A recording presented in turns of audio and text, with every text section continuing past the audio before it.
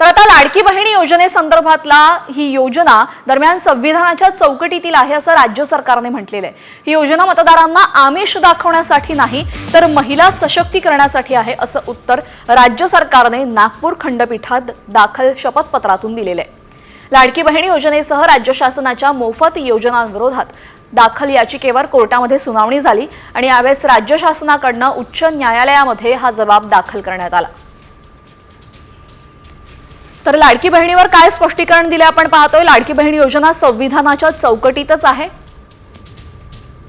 मतदारांना आमिष नाही, केवळ महिला सशक्तीकरणासाठी ही योजना आहे। सरकारी तिजोरीवर अतिरिक्त आर्थिक भार पडत नाहीये। सामाजिक कल्याणकारी योजनांचा इतर प्रकल्पांवर परिणाम होत नाही। सर्व कायदेशीर बाबींचा विचार करून योजना कार्यान्वित करण्यात आल्या आहेत।